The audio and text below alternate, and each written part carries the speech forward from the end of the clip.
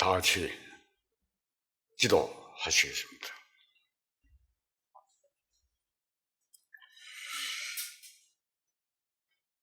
천지와 그 가운데 만물을 지으신 하나님 아버지, 전능하신 하나님을 알게 해 주시고 말씀으로 접하여 하나님의 영원하신 생명을 주신 은혜, 감사와 찬송을 드립니다. 이제 이 세상 사는 동안 하나님의 자녀답게 하나님의 뜻에 합당하게 살아갈 수 있도록 이끌어 주시옵소서. 아직도 많은 인생들이 하나님의 사랑과 진정한 뜻을 알지 못하고 그냥 살아가고 있습니다. 부족하지만 저희들을 통하여 귀중하고 중요한 주님 안에 복된 소식을 전하는데 우리 모두 성을 박태하여 주시옵소서. 모든 말씀 우리 주 예수 그리스도 이름으로 감사하며 기도드리옵나이다. 아멘. 마태복음 7장 21절을 찾겠습니다.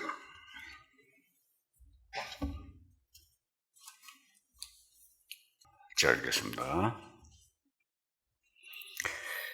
나더러 주여 주여 하는 자마다 다 천국에 들어갈 것이 아니요 다만 하늘에 계신 내 아버지의 뜻대로 행하는 자라야 들어가리라. 그날에 많은 사람이 나더러 이르되 주여 주여 우리가 주의 이름으로 신전 노릇하며 주의 이름으로 귀신을 쫓아내며 주의 이름으로 많은 권능을 행하지 아니하나이까 하리니 그때 내가 그들에게 밝히 말하되 내가 너희를 도무지 알지 못하니 불법을 행하는 자들아 내게서 떠나가라 하리라.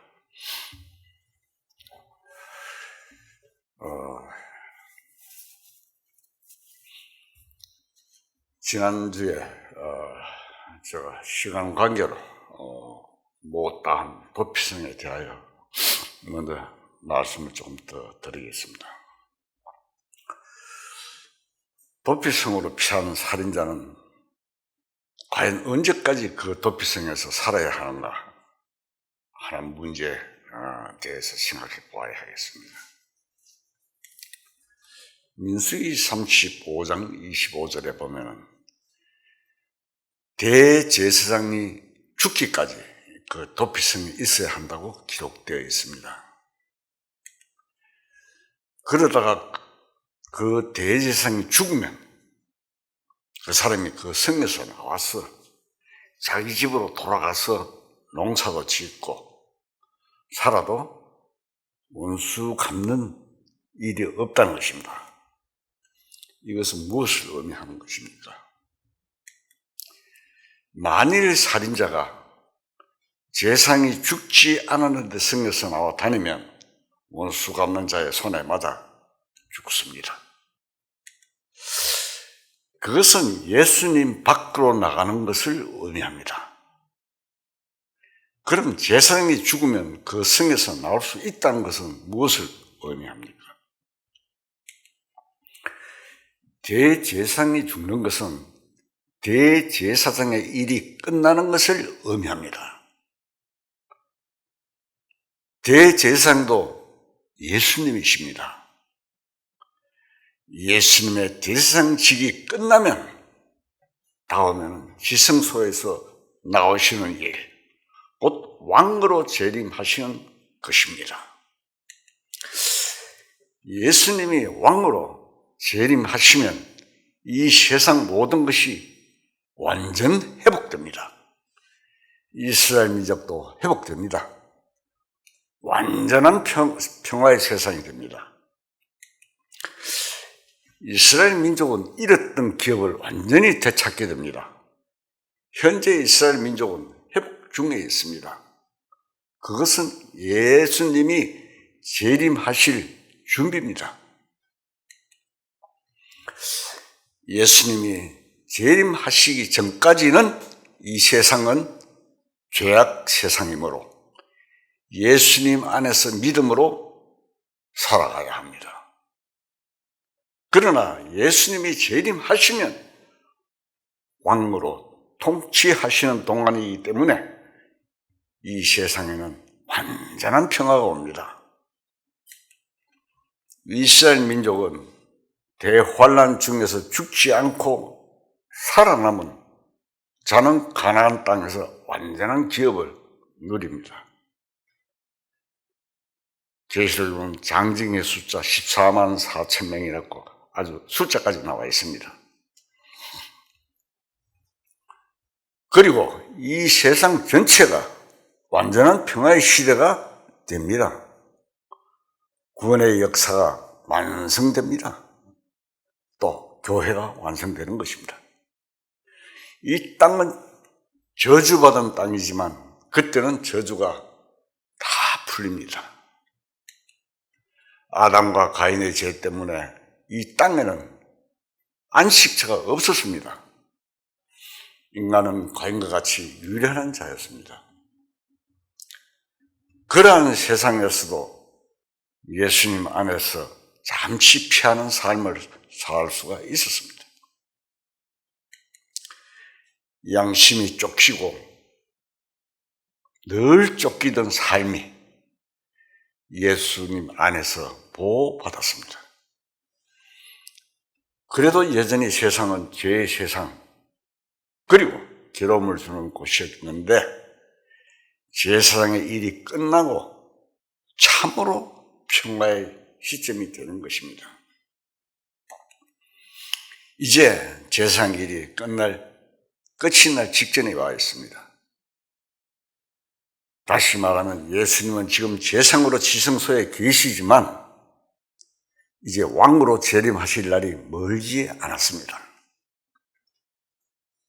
그때 세상에 되어질 일을 성경에서는 다음과 같이 묘사했습니다. 이사야 11장 6절을 찾겠습니다.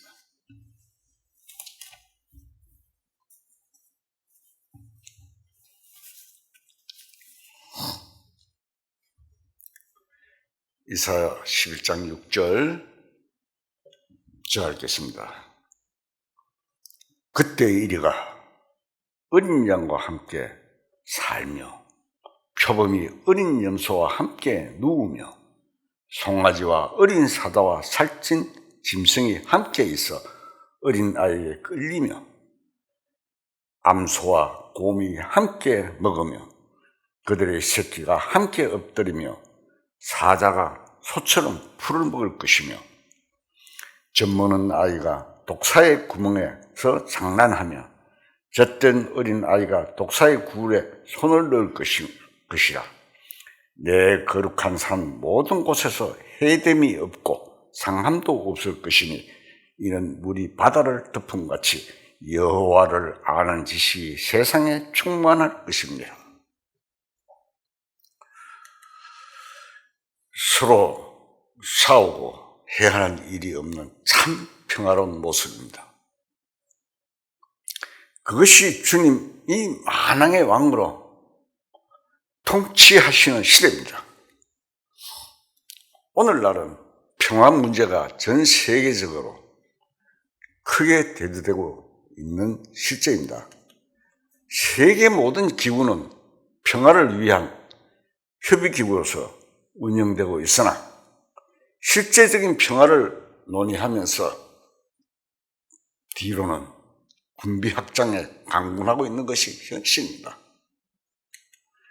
단지 예수 그리스도께서 다시 오심으로만 참된 평화가 있습니다. 결국 인간의 시조 아담이 죄를 지음으로써 에덴을 상실한 이후로 이 세상은 저주의 세상이 되었으며 인간들은 서로 죽이고 싸우면서 피 흘리는 세상이 되었습니다. 유엘이 낭자한 것이 오늘까지의 역사이며 또한 돼지는 피로 물들여지고 있습니다.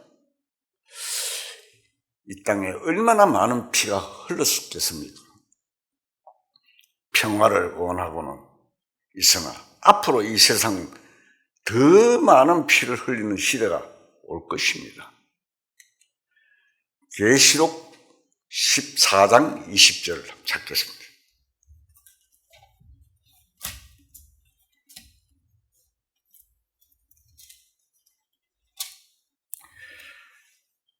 계시록 14장 20절. 성 밖에 그 틀이 밟히리니 틀에서 피가 나서 말굴레까지 닿았고 1600 스타디온에 퍼졌더라. 1600 스타디온이라 하는 것은 30만 7200m 피가 흘러간다고 가끔씩 예언을 되어 있습니다. 어마어마한 겁니다. 그것이 이 세상의 역사를 끝마치는 큰 전쟁입니다. 아마겟돈 전쟁이 되겠습니다.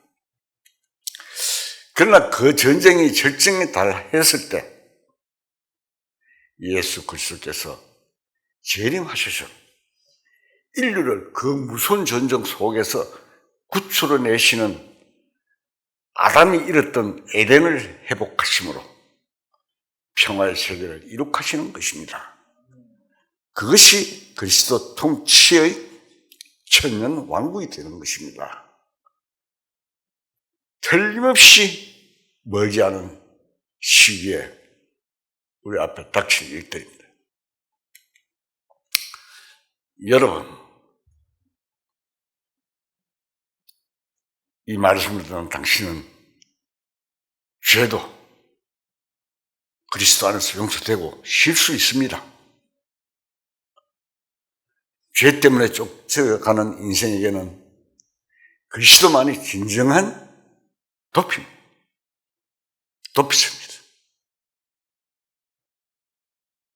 주님 안에서는 참으로 편히 쉴 수 있습니다. 죄인도 환난당한 자도 슬퍼하는 자도 가난에 쫓기는 자도 모두가 다 편히 쉴 수 있습니다. 찬송가에도 그런 찬송이 있죠. 피난처의 신이 한 찬송이 있지 않습니까? 그 피난처가 바로 우리 주님의 아닙니다. 로마서 8장 32절을 찾겠습니다. 자, 읽겠습니다. 그런즉 이 일에 대하여 우리가 무슨 말하리요? 만일 하나님이 우리를 위하시면 누가 우리를 대적하리요? 자기의 아들을 아끼지 아니하시고 우리 모든 사람을 위하여 내주시니가 어찌 그 아들과 함께 모든 것을 우리에게 주시지 아니하겠느냐?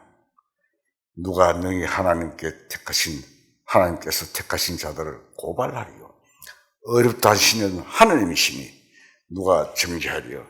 죽으실 뿐 아니라 다시 살아나신 이는 그리스도 예수시니 그는 하나님 우편에 계신 자요 우리를 위하여 간구하시는 자시니라. 누가 우리를 그리스도의 사랑에서 끊으리요? 환난이나 공고나 박해나 기근이나 적신이나 위험이나 칼이라. 예수 그리스도 안에는 참으로 완전한 평화가 있습니다. 예수님께서는 자연계에서 커다란 진리를 논하십니다. 이방 사람으로서 유대교에 가입하여 유대인들이 지킨 절기에 예루살렘에 왔던 헬라인들이 예수님의 소문을 듣고 예수님을 연애하고자 요청했을 때 예수님이 하신 말씀이 있습니다. 그 헬라인들은 대단한 소문을 들었는데 죽은 지 나흘나 되는 나사로를 무덤 속에서 다시 살렸다는 엄청난 일에 대한 이야기였습니다. 너무도 신기하고 놀라운 일이어서 예수는 이스라엘에 오시기 전부터 기다리고 있던 메시아가 아닌가 생각하게 되었고 꼭 한번 만나보고 싶었습니다. 그들은 진리를 찾고 있는 사람들로서 예수님의 소문은 무엇인가 참으로 신비를 던져준 일이었습니다. 예수님의 주변에는 많은 사람들이 모여 있기 때문에 이들은 특별히 예수님을 뵙고자 제자들에게 부탁을 했습니다. 그러나 예수님께서는 아주 엉뚱한 말씀으로 대답을 하셨습니다. 죽을 때가 가까이 왔으며 그것이 바로 영광을 얻는 길이라고 하시면서 한 비유의 말씀을 하셨습니다. 요한복음 12장 24절을 찾겠습니다.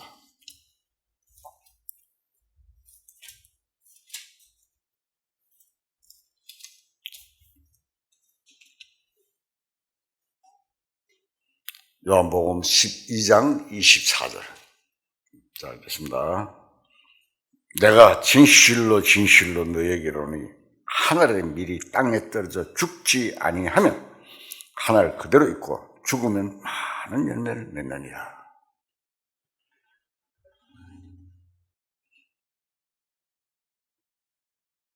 그 말을 하셨습니다. 하늘의 밀에 대한 이야기를 하신 것입니다.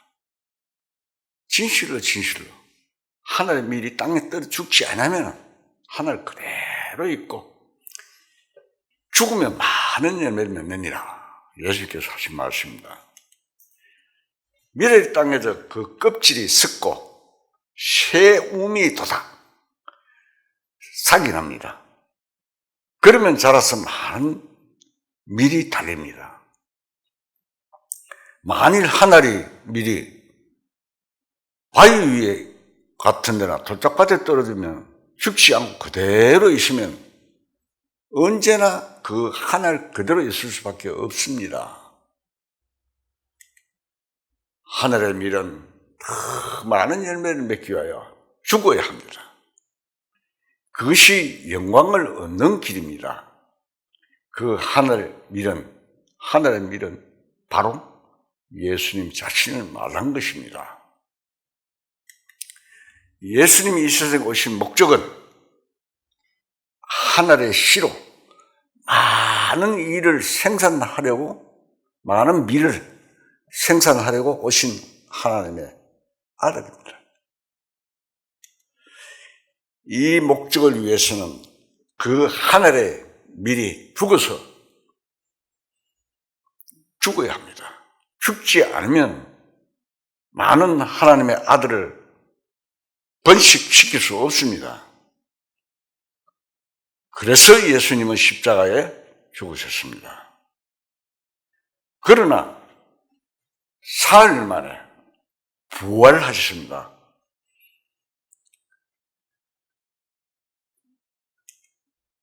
그것은 씨에서 새싹이 나와서 올라온 것입니다. 우리가 농사를 지을 때 벼씨를 하나를 착을 틔우면 그 벼씨에서 자라서 많은 열매가 맺어집니다. 여기서는 밀을 갖다가 이야기를 합니다. 요즘은 아마 밀을 중동에서는 많이 심는데 우리나라에서는 밀을 심는 것을 구경하기가 조금 어려울 것입니다. 그래서 제가 벼에 대해서 이야기를 말씀드린 겁니다. 그러므로 죽으셨다가 다시 사신 예수님을 믿기만 하면은 거듭나서 하나님의 아들이 됩니다. 베드로서 1장 3절을 보겠습니다.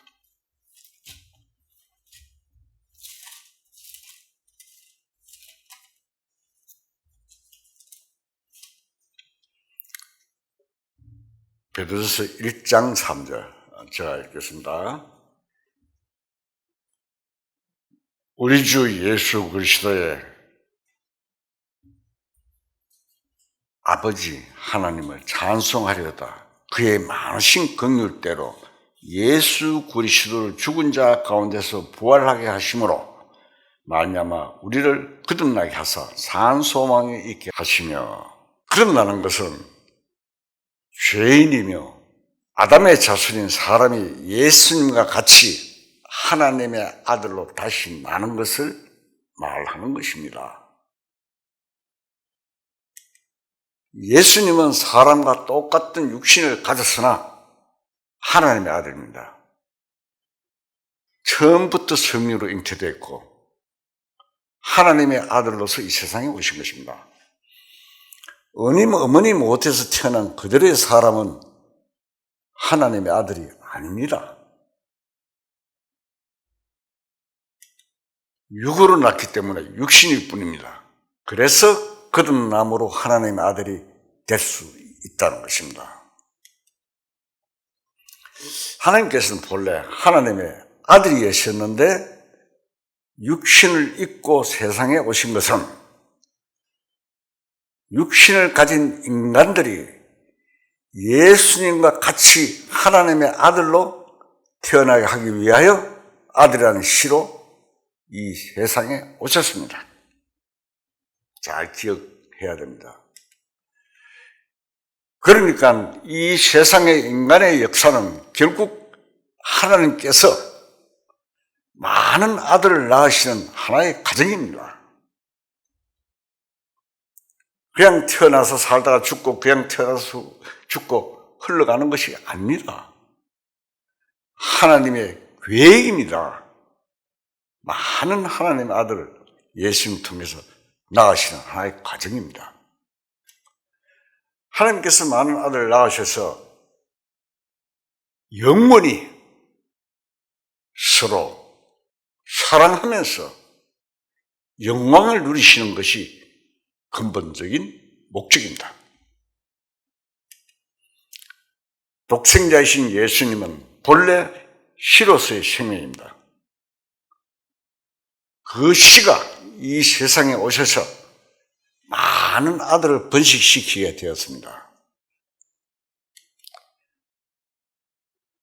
그러므로 요한 1장 12절의 말씀에 영접하는 자 곧 그 이름을 믿는 자에게는 하나님의 자녀가 되는 권세를 주셨으니라고 말씀했습니다. 한번 봅시다. 약속의 말씀을 봐야 됩니다. 요한복음 1장 12절.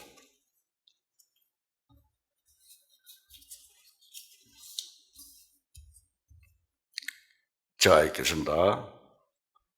영접하는 자 곧 그 이름을 믿는 자들에게는 하나님의 자녀가 되는 권세를 주셨으니. 그 후에 예수님은 장자의 영광을 누리는 것입니다. 로마서 8장 29절 봅시다.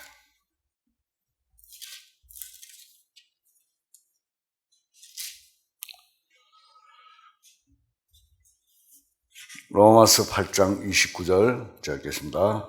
하나님이 미리 아신 자들을 또한 그 아들의 형상을 본받게 하기 위하여 미리 정하신 이는 그로 많은 형제 중에서 맏아들이 되게 하려 하십니다. 결국 인생들은 아담의 피를 받아 태어나는 죄인이요 육신이지만 예수님 안에서 하나님의 아들이 되는 것입니다. 이것은 참으로 놀라운 사실입니다. 인간이 하나님의 아들이 된다는 것은 환상적이거나 관념적인 것은 결코 아닙니다. 아주 실제적입니다. 실제적으로 하나님의 아들이 되는 것입니다. 영이 거듭나서 하나님의 영으로서 아들이 됩니다. 이 세상에 설 땅이 없어 유리하고 쫓기던 죄인인 인간들이 하나님의 아들로 태어나는 것입니다. 이 얼마나 놀라운 일입니까? 하나님의 아들은 하나님과 같은 영광을 누리며 하나님의 모든 것을 기업으로 상속받는 것입니다. 에베소서 1장 13절을 찾겠습니다.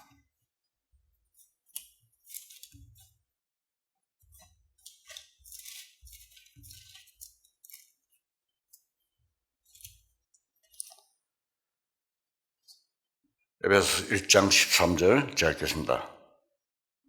그 안에서 너희도 진리의 말씀 곧 너희의 구원의 복음을 듣고 그 안에서 또한 믿어 약속의 성령으로 이치심을 받았으니 이는 우리 기업의 보증이 되사 그 얻으신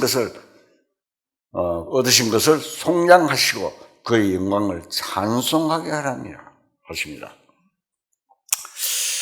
믿고 성령으로 인치심을 받은 것은 하나님의 나라와 그 모든 소유를 기업으로 얻는 보증의 인침이라고 했습니다.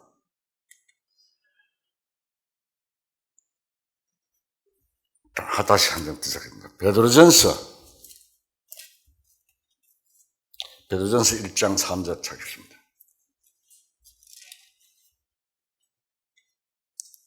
자, 알겠습니다. 베드로전서 1장 3절입니다. 우리 주 예수 그리스도의 아버지 하나님을 찬송하리로다. 그의 많으신 긍휼대로 예수 그리스도를 죽은 자 가운데서 부활하게 하심으로 말미암아 우리를 거듭나게 하사 산 소망 있게 하시며 썩지 않고 더럽지 않고 쇠하지 아니하는 유업을 있게 하시나니 곧 너희를 위하여 하늘에 간직하신 것이다. 자, 이렇게 사도들을 통해서 우리에게 약속하신 말씀들입니다. 그러고 나서 하나님의 아들이 되는 것은 하나님의 나라를 기업으로 이어받는다는 것을 보증하는 것입니다. 이 세상에서 죄인으로 살던 자가 시리에 차고 마음의 갈등이나 양심의 고통에 쫓기며 살던 자에게 이 얼마나 엄청난 일입니까? 그래도 사도자는 말했습니다. 보라, 아버지께서 어떠한 사랑을 우리에게 베풀사 하나님의 자녀라 일컬음을 받게 하시는가? 요한일서 3장에 나옵니다. 자, 하나님께서 독생자이신 예수님을 이 세상에 보내시면 이렇게 놀라운 일이었습니다. 결국 예수 그리스도는 모든 것의 근본입니다. 그리스도 안에서 새 세상을 창조하시는 것이 하나님의 목적이십니다. 지금 이 죄 많은 세상이 아니고 새 세상을 창조하시는 것이 하나님의 목적이다 이 말입니다.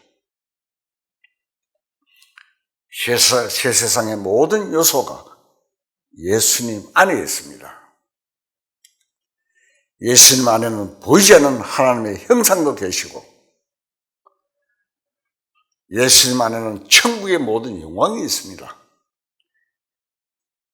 신성의 모든 충만이 예수님 안에 거하신다고 했습니다. 그렇기 때문에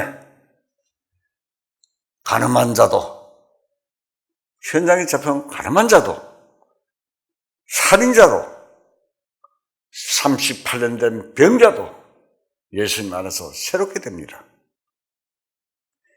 예수님 안에서는 인생의 모든 문제가 해석되어 풀어져 버리는 것이며 살인자가 숨을 수 있는 도피성이십니다. 그러나 예수님을 떠나서는 반대로 죽음이며 심판이며 영원한 흑암이며 세세토록 밤낮 괴로움을 받는 그뿐입니다. 마태복음 23장 15절 찾겠습니다. 마태복음 23장 15절. 자, 읽겠습니다. 화이신저 외식하는 서기관들과 바리새인들이여, 너희는 교인 하나를 얻기 위하여 바다와 육지를 두루 다니다가 생기면 너희보다 배나 더 지옥 자식이 되게 하는도다. 이 말씀은 예수님 당시에 유대인들 중에 몇 종류의 교파가 있었습니다. 서로 자기의 교파 확장을 위해 교인을 늘려가는 상태를 팽망하시는 말씀입니다. 마치 오늘날 각 교파, 각 교회 간에 교세 확장에 현황되어 있는 것과 똑같은 상태인 것 같습니다. 교파 그 자체가 사람을 천국에 데려가는 것이 아닙니다. 다 그렇다고 볼 수는 없으나 어떤 교파는 이단적인 교리로서 사람을 가르치고 있기 때문에 사람의 영혼을 오도해서 지옥으로 끌고 갑니다. 앞에서 인용한 말씀은 예수님 당시에 예수님을 배척하는 바리새 교파나 사도 교파들이 사람들을 그들의 교인으로 만들어서 지옥 자식이 되게 한 예를 지적하신 것입니다.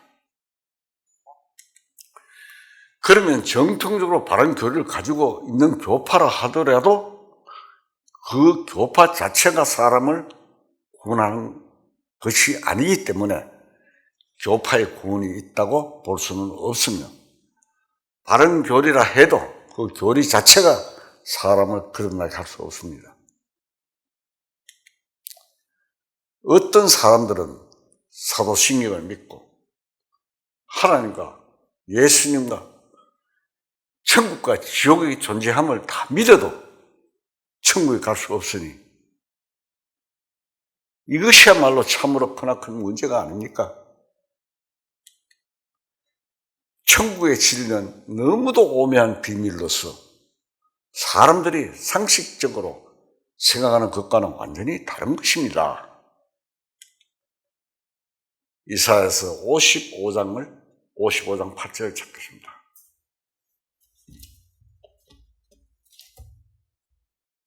(55장 8절) 자, 읽겠습니다. 이는 내 생각이 너희 생각과 다르며 내 길은 너희의 길과 다릅니다. 여호와의 말씀이니라. 이는 하늘이 땅보다 높은 것 같이 내 길은 너희의 길보다 높으며 내 생각은 너희의 생각보다 높습니다. 이 말씀에는 하나님의 생각과 사람의 생각은 하늘이 땅보다 높은 것 같이 다르다고 했습니다. 그래서 사람들의 진리에 대해서 그릇 인식하고 있는 이유는 그것을 잘 알지 못하여서 그런 것입니다. 하나님의 뜻을 알지 못하기 때문에 자기의 생각이나 다른 사람의 말에 의존하는 경향이 너무도 많습니다. 한 가지 알아야 할 것은 개인적인 전도나 성경 말씀에 의한 정확한 설교를 통하여 하나님의 말씀과 접하게 될 때 얻는 구원은 주님께로부터 직접적으로 계시되는 것이며 이로써 주님과 직접적인 관계가 형성되는 것입니다. 그럼에도 불구하고 이러한 사실을 전혀 모르고 있기 때문에 성경을 읽어도 마음에 계시되는 영적인 이해가 없어서 일반 교회들은 자연히 다른 사람의 생각으로 설교하는 설교에만 의존하게 되는 것입니다. 그리고 설교하는 사람도 자신의 지식이나 지각으로서 성경이 잘 이해가 되지 않으니 어떻게 합니까? 전문적인 성경을 연구하는 기관에 의존하게 되는 것입니다. 요즘 설교도 돈 주면 사던구만요. 인터넷에 나온다 그러죠.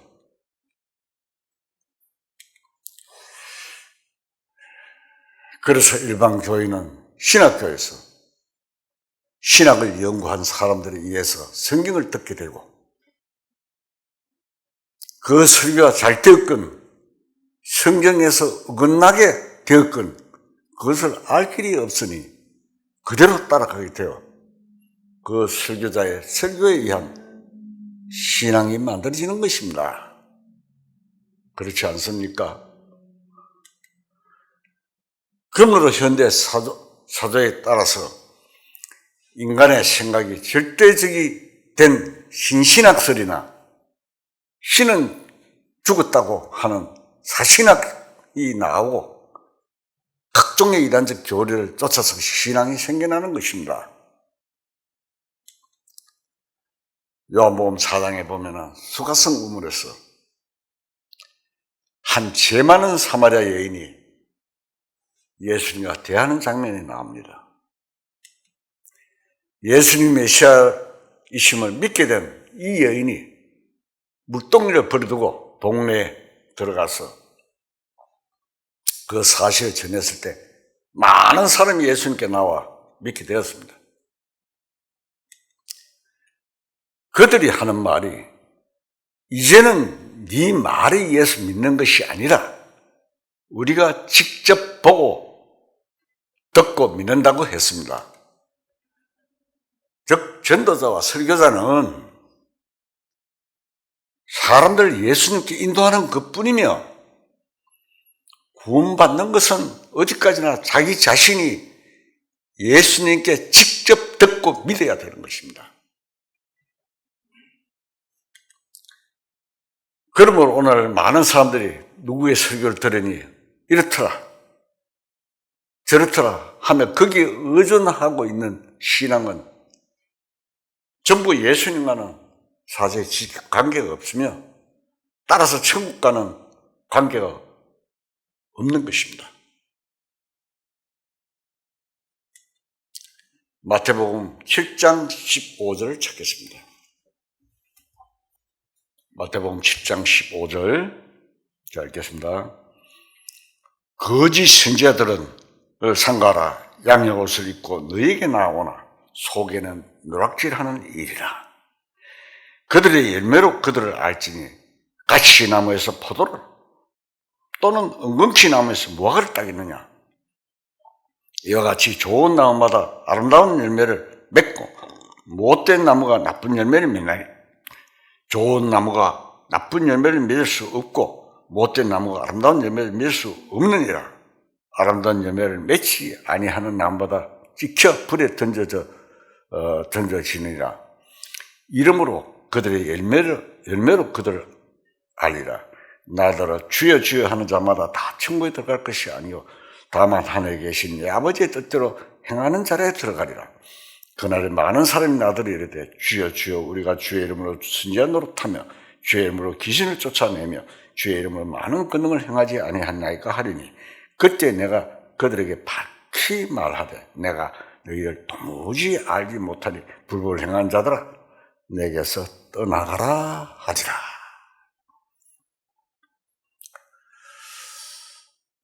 로마서 10장에 보면은 누구든지 주의 이름을 부른 자는 구원을 얻으리라고 하신 말씀과는 너무나 대조가 되는 말씀이라 어리둥절하지 않을 수 없습니다. 주여 주여 하는 사람은 분명히 주님의 이름을 부르는 자입니다. 그렇지 않습니까? 주님의 이름, 주님도 모르는 사람이 주님의 이름을 부를 수 있습니까? 그런데 왜 천국에 들어갈 수 없다고 하실까요? 참 큰 문제입니다. 천국에 갈 수 없는 불법자는 한 일이 무엇입니까? 성경 말씀에 보면 그날에 많은 사람들이 나더러 주여 주여 우리가 주의 이름으로 선지자 노릇하며 주의 이름으로 귀신을 쫓아내며 주의 이름으로 많은 것들을 행하지 아니하니까 하리니 자 라고 예수님 말씀하셨습니다. 그날의 이 세상 역사의 총결선의 날, 즉 예수님의 재림의 날입니다. 그러므로 재림하신 주님 앞에서 선자들이 하지도 않는 것을 했다고 거짓말할 수 있겠습니까? 그럴 땐 같지는 않습니다. 산자와 죽은 자를 심판하시며 모든 것을 환히 아시는 심판주 앞에서 거짓말이 통할 수 없기 때문입니다.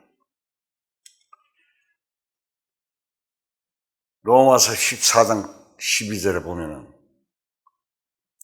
우리 각 사람이 자기 일을 하나님께 직고하리라 기록되어 있습니다. 분명히 자신이 행한 일을 사실 그대로 말하고 있는 것입니다. 입으로만 주여 주여 한 형식적인 신자였기 때문에 떠나가라는 말을 듣는 것은 아닌 것 같습니다. 보통 사람으로서는 참으로 생각도 할 수 없는 큰 일을 행한 것입니다. 자, 이들은 주님의 이름에 관심이 대단했고 믿음이 있는 자들이었습니다. 그렇기 때문에 큰 일을 할 수 있었던 것입니다. 그러면 첫째로 이들은 선지자 노릇을 했다고 하였는데 이에 대해서 우리가 생각을 해봅시다.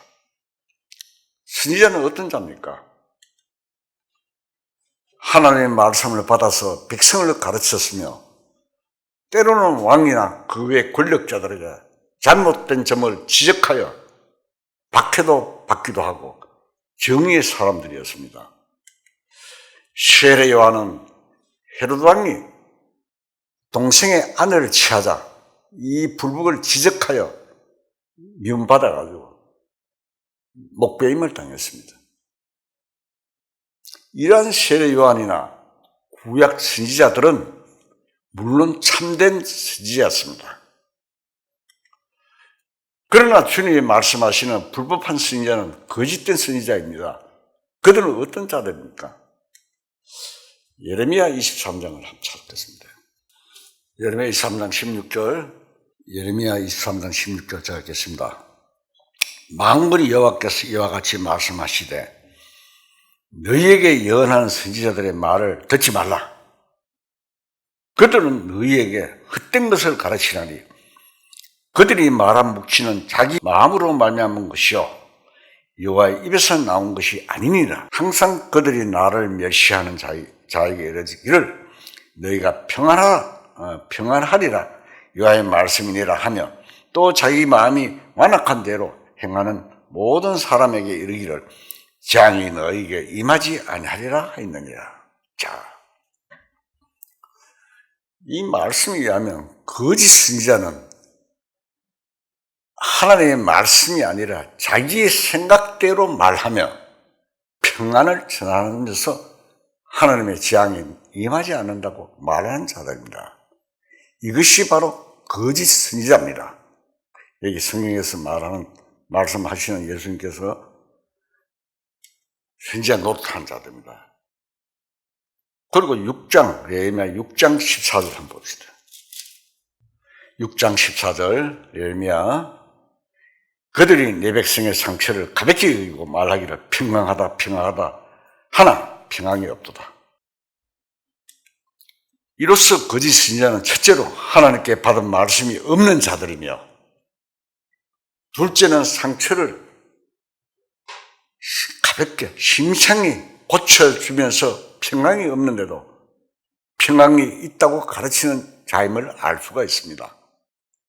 예수님께서 말씀하시는 선지자 노릇하는 자들입니다.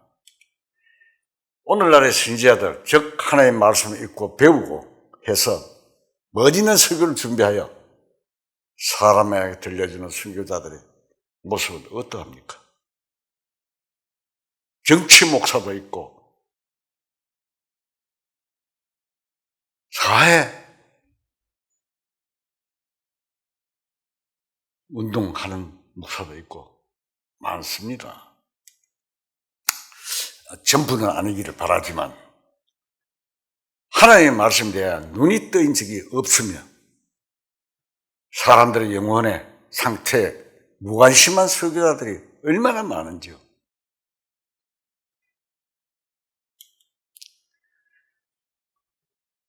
많은 설교자들이 교회에 출석하고 헌금자라고 맡은 바 책임만 다 완수하면 참으로 잘 믿는다고 칭찬하며 그 영혼의 평강에 대해서는 불행이 다름과 적당히 넘겨버리는 것입니다. 있지 않습니까 지금? 새벽 기도에 와서 죄 때문에 눈물을 흘리면서 기도하는 괴로운 영혼에 대해서 참으로 믿음이 좋다며 암흑의 권사처럼 믿음을 가지라고 합니다. 오늘 얼마나 많은 강당에서 여러분은 구원을 받았습니다. 이미 교회에 다니는 날부터 그런 것입니다. 가르치고 있지 않습니까? 의심나면 주여 믿습니다 하고 소리쳐 보십시오. 의심이 사라져 버립니다. 여러분 경험 있습니까? 그런 거짓말을 외치는 자가 얼마나 많습니까? 그렇게 말한다면 하여 참으로 괴로운 짐이 벗겨지면 양심에 참 평화가 그런 확신이 생깁니까?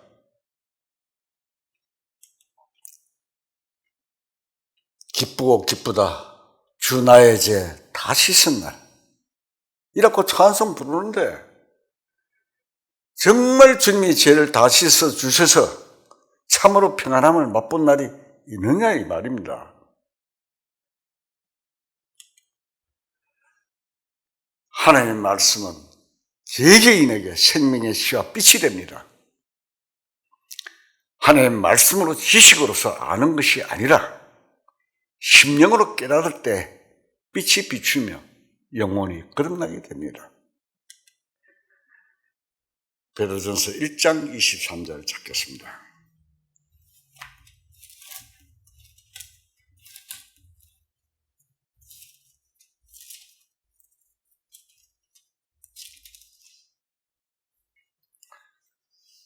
베드로전서 1장 23절 자 읽겠습니다. 너희가 거듭난 것은 썩어질 시로 된 것이 아니요 썩지 않을 시로 된 것이니 살아있고 항상 있는 하나님의 말씀으로 되었느니라.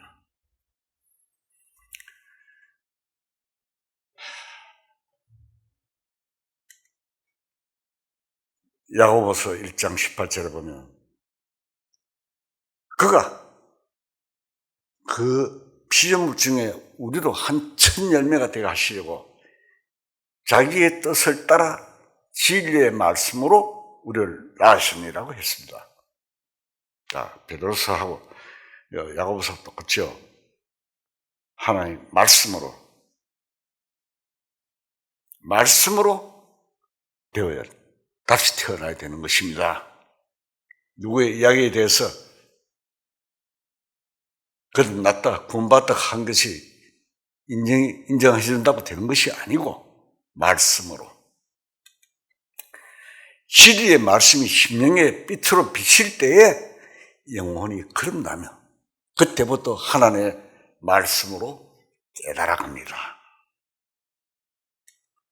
이렇게 눈이 떠있게 되면 산자와 죽은 자, 영혼의 안식이 있는 자와 없는 자를 구별하게 되어가지고 거듭나지 못한 영혼에 대해서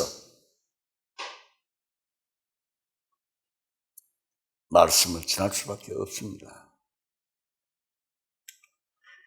그래야 깨닫지 못하고 그렇게 믿어서는 지옥에 갈 수밖에 없으며 참으로 거듭나야 한다고 말하지 않을 수가 없지 않습니까?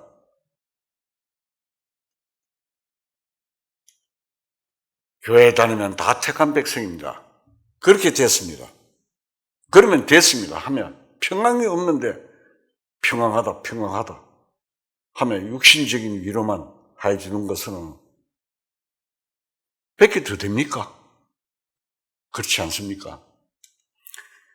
한편 오늘날에는 산이나 들이나 불 속에 기도하는 가운데서 자기 마음에 떠오르는 이상한 생각을 계시라고 예언해서 예언하고 투시할 수 있어 사람을 보면 그가 죄를 알아내는 운명을 점쳐주는 기독교 점쟁이들이 바로 주의 이름으로 신자 노릇한 자들입니다. 고린도서 4장 6절 찾겠습니다.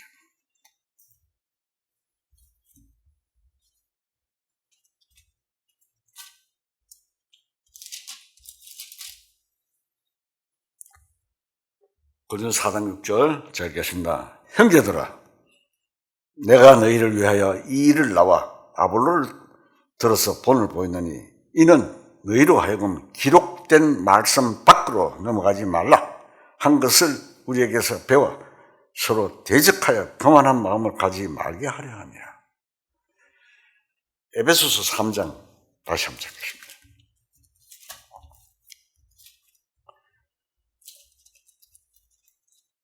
에베소서 3장 3절 제가 읽겠습니다. 곧 계시로 내게 비밀을 알게 하신 것은 내가 먼저 간단히 기록한 것 같으니 그것을 읽으면 내가 그리스도의 비밀을 깨달은 것을 너희들 알 수 있으리라. 이제 그의 거룩한 사도들과 선지자들에게 성령으로 나타내신 것 같이 다른 세대에서는 사람의 아들들에게 알리지 아니하셨음이냐. 사도 바울이 분명히 이야기했죠. 선지자와 사도로 인하여 완성된 하나님의 진리의 성경, 이 외에는 새로운 계시가 있을 수 없는 것입니다. 확실히 알아야 됩니다. 선지자와 사도로 인해서 완성된 성경 외에는 진리가 없습니다.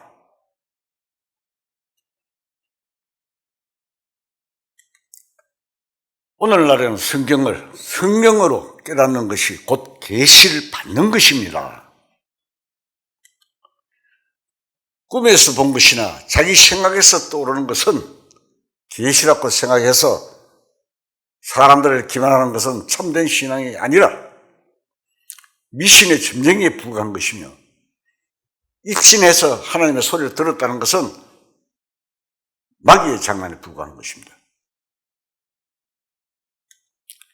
또한 오늘날에는 새로운 선지자들이 새로운 형태로 나타나고 있습니다.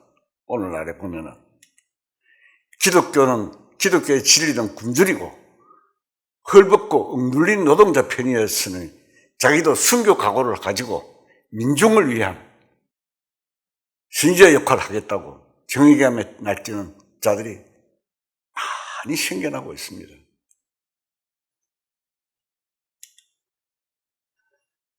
그런 정의감은 성에 의한 것이 아니며 인간의 감정일 뿐입니다. 이건 역시 하나님 앞에 불법으로 낙인 찍힐 것입니다. 이와 같이 주님의 이름을 빙자하여 많이 행하는 선지자들이 주님 앞에서 물리치고를 받을 것입니다. 다음에 주의 이름으로 귀신을 쫓아내는 자에 대해서 살펴봅시다. 귀신은 예수님의 이름을 두려워하기 때문에 거듭나지 못한 교인이라 하더라도 귀신 들린 자를 잠자지 못하게 하면 한 2, 3일 내지 또는 일주일 안에 귀신이 떠나버리고 깨끗해집니다. 잠을 못 자게 하면 귀신 들리거든. 예수님이 귀신을 쫓아냈었을 때 유대인들이 예수님 보고 뭐라고 했습니까? 예수님 보고 저가 귀신의 왕 바알세불 힘입어 귀신을 쫓아낸다고 빈정거렸습니다. 기록에 있죠. 마태복음 9장에 보면 나옵니다. 이때 예수님께서는 그러면은 너희 아들들은 누구 힘을 입어 귀신을 쫓아내냐고 반문하셨습니다. 이 말씀을 이해해 볼 때 귀신을 쫓아내는 것은 여러 가지 방법이 있으며 그러한 행위로 천국에 갈 수 있는 조건을 제출하는 것 역시 부정당하게 되는 것을 우리가 알 수가 있습니다. 다음은 권능을 행하는 문제를 생각해 봅시다. 이 권능이라는 것은 여러 가지 이적에 대한 말씀이라고 생각합니다. 오늘날 기독교 거의 미신화되어 가고 있어서 일부에서는 병 고치는 것이 특기처럼 되어 가고 있습니다. TV 보면 사람 세워놓고 손을 가지고 확 장풍하듯이 이러니까 뒤로 넘어지고 뭐 병도 낫고 이러더만요. 예수님과 사도들의 시대에도 병 고치는 일은 분명히 있었고 죽은 자를 살리는 일까지 있었던 것은 사실입니다. 그러나 그때마다 주님은 그것을 세상에 선전하는 것을 알리는 것을 금했습니다. 이야기하지 마라 그랬어요. 내 믿음이 너를 낫게 하셨느니라 하셨고, 또 어떤 때는 네가 제사함을 받았느니라 하심으로써 이적이 나타났습니다.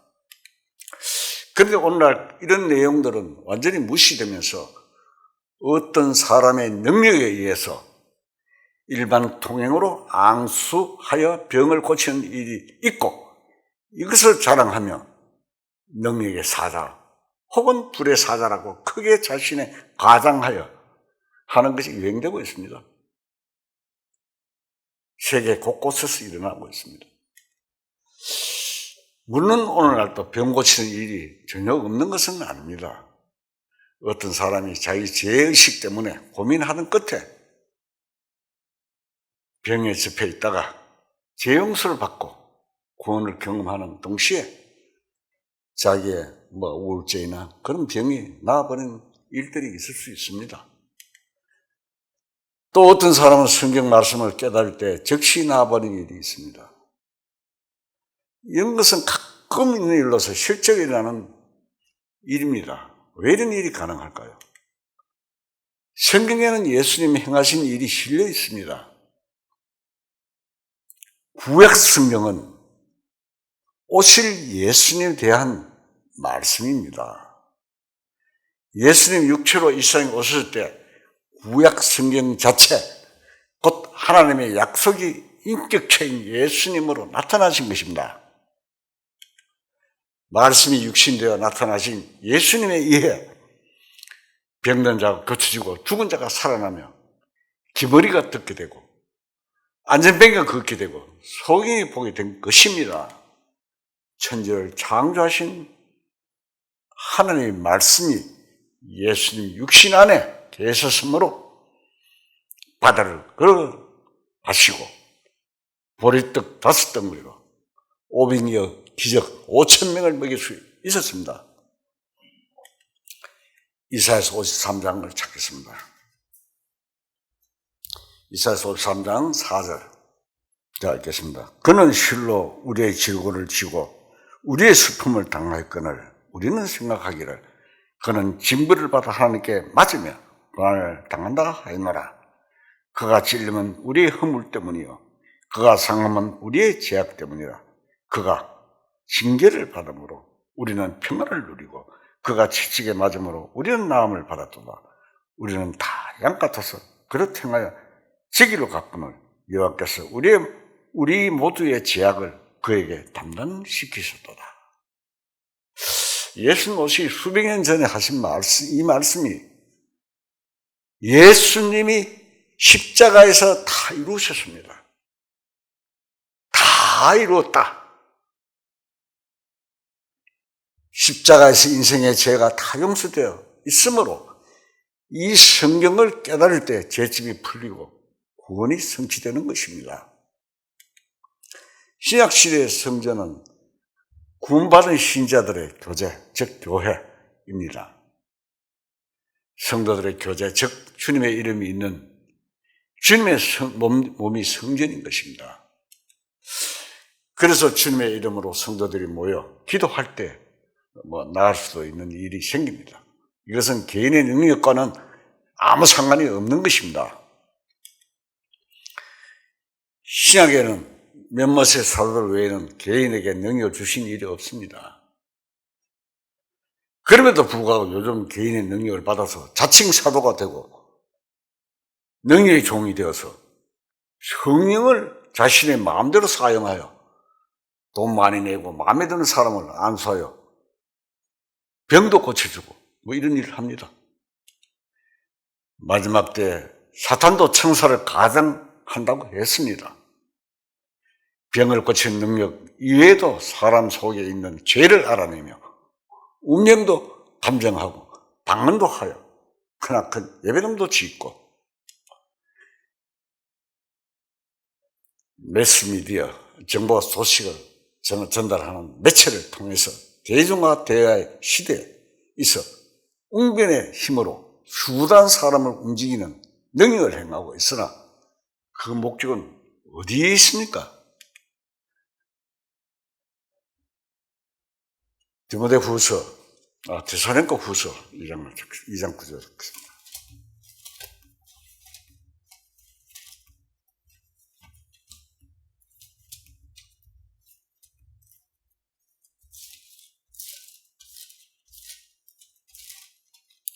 데살로니가후서 2장 9절. 데살로니가후서 2장 9절 읽겠습니다.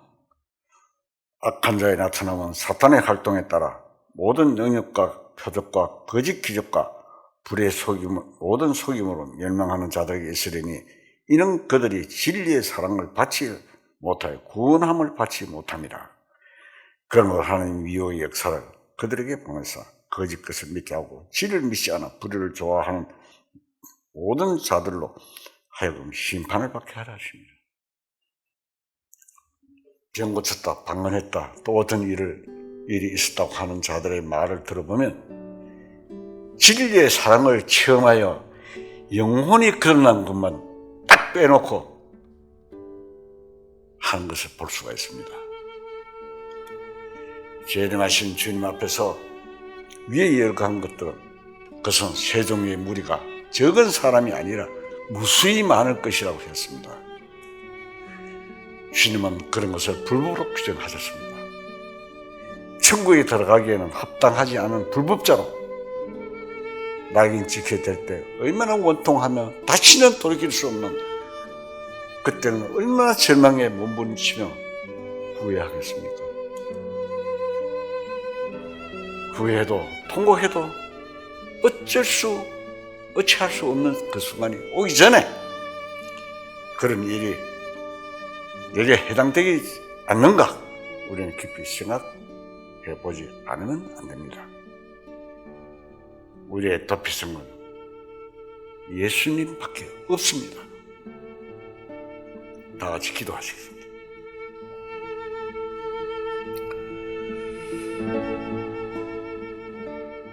우리의 마음을 지으시고 머리털까지 세심바 되시는